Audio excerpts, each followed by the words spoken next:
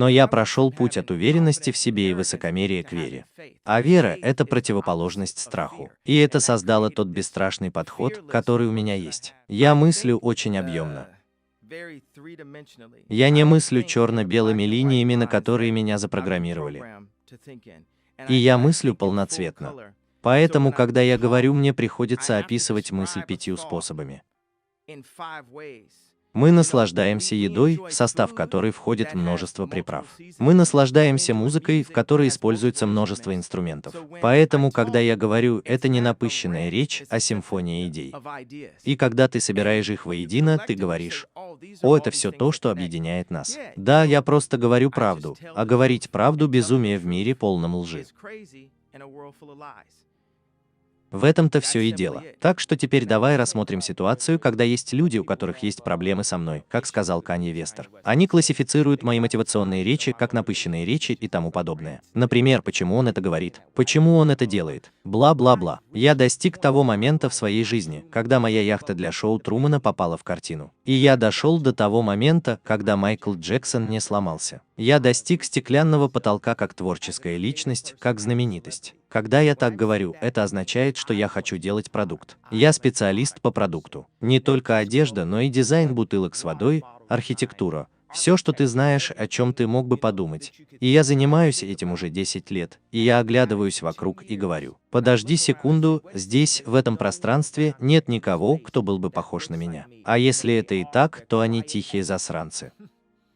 Так что это значит? Подожди минутку. Теперь мы всерьез участвуем в движении за гражданские права. Именно так люди обычно шутили. Ты помнишь нашу фотографию в Южном парке? Да, я так и делаю. Помнишь, как это было забавно? Как ты думаешь, был бы на капоте Живанши, если бы не та фотография в Южном парке? Да. Так много людей просто бросаются в глаза. Они даже не осознают, что когда они загоняют меня в угол или пытаются словесно посадить меня в какую-то коробку или посадить Донду в коробку, они действительно демонстрируют свой уровень невежества. Они загоняют себя в клетку. И ты знаешь, что люди могут писать все, что им захочется. Но что же люди делают? И если там есть кто-то, кто этим занимается, то они знают, как трудно это сделать на самом деле. А я своего рода мотиватор для тех, кто это делает. Если все, что я делал, провалилось, а это не так, то на самом деле это увенчается успехом, но если все, что я делал, провалилось, то сам факт того, что я готов потерпеть неудачу, является источником вдохновения. Люди так боятся проиграть, что даже не пытаются. Единственное, чего люди не могут сказать, это то, что они не могут сказать. Я и не пытаюсь. И я не стараюсь изо всех сил, и я не пытаюсь сделать это наилучшим известным мне способом, используя ту малую информацию, которую я получаю. Поэтому, когда я сравниваю себя со Стивом Джобсом или Уолтом Диснеем, Говардом Хьюзом, Дэвидом Стерном, Майклом Анджело, Да Винчи, Иисусом или кем бы то ни было еще, я всегда сравниваю себя со Стивом Джобсом или Уолтом Диснеем. Я имею в виду, что это мои герои. Это люди, на которых я равняюсь. Именно такое влияние я хочу оказать на Землю. Если я смогу оказывать такое воздействие до этого момента, что я могу сделать? Если ты позвонишь Бобу и скажешь: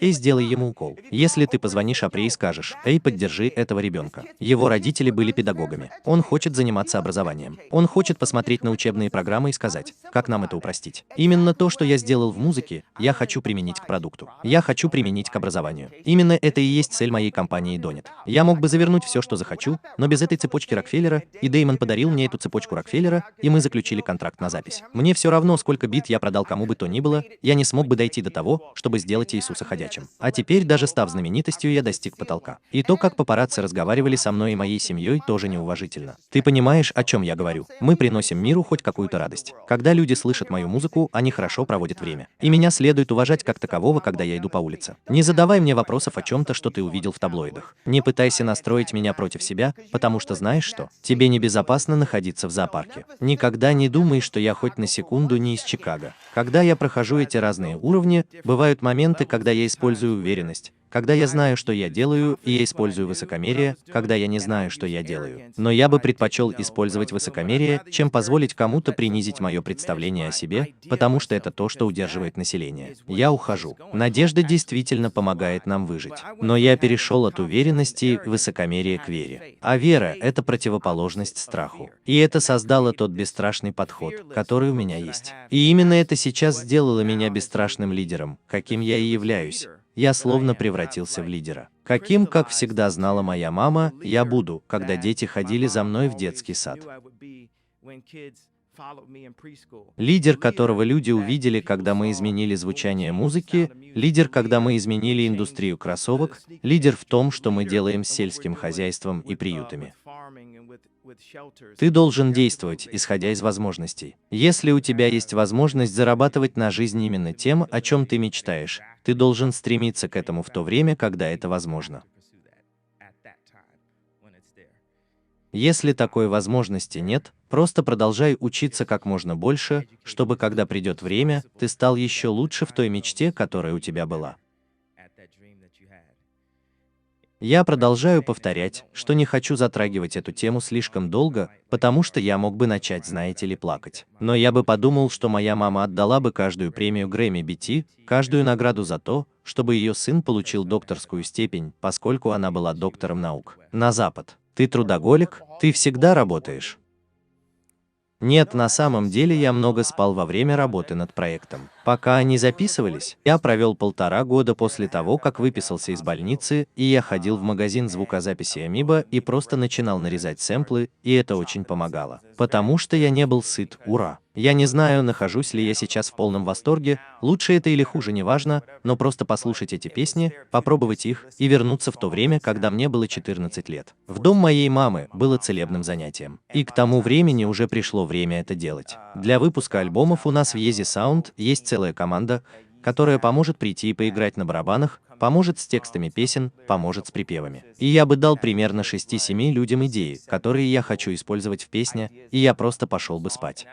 Чего мы хотим, так это настоящего шанса. А не ладно, я знаменитость, так что это означает, что моя футболка должна стоить $10 за футболку. Нет, я разбираюсь в качестве. Я разбираюсь в тканях. Я потратил на это 10 часов. Я посвятил этому свою жизнь. Тогда многие люди говорят: хорошо, ты должен заниматься музыкой. Я собираюсь продолжать заниматься музыкой. Но что если бы люди сказали мне, что я не умею читать рэп? Что бы случилось? Что если бы люди сказали мне, что я не умею выступать? Мне всего 36 лет. У меня другие цели и другие дела. И я собираюсь использовать свою платформу, каждую платформу, чтобы встать и сказать: я хочу чего-то добиться. Я хочу стать следующим Ральфом Лораном. Говорят, что люди не встают на защиту своих мечтаний. Люди слишком боятся быть обманутыми в каком-то смысле. Ирония судьбы в том, что так много людей занимаются творчеством. Подумай о творческом человеке в школе. Когда ты представляешь его себе, ты, скорее всего, представляешь, как он рисует в конце урока, или, может быть, его избивают. А ведь я человек творческий, и именно по этой причине я вышел на сцену. Именно по этой причине я сделал это, потому что креативщики били меня всю мою жизнь. И были моменты, когда я противостоял наркоторговцам в Чикаго и говорил: ты не можешь допустить, чтобы мое издательство пришло и убило меня. Делай все, что хочешь, но ты не будешь надо мной издеваться. Ты не остановишь меня, потому что моя мать заставила меня поверить в себя. Сколько бы людей ни говорили мне: перестань верить в себя, перестань видеть, на что ты способен, перестань утверждать то, что ты собираешься сделать, а затем доводить это до конца в реальной жизни. Это неподходящий способ сделать это. Я отказываюсь следовать тем правилам, которые установлены обществом таким образом, что они контролируют людей с низкой самооценкой, с неправильной информацией, с брендингом, с маркетингом. Я отказываюсь следовать этим правилам. Речь идет о правде. Речь идет об информации. Речь идет об удивительности. И единственная роскошь — это время. Время, которое ты проводишь со своей семьей. Это единственная роскошь в рамках нашей концепции роскоши.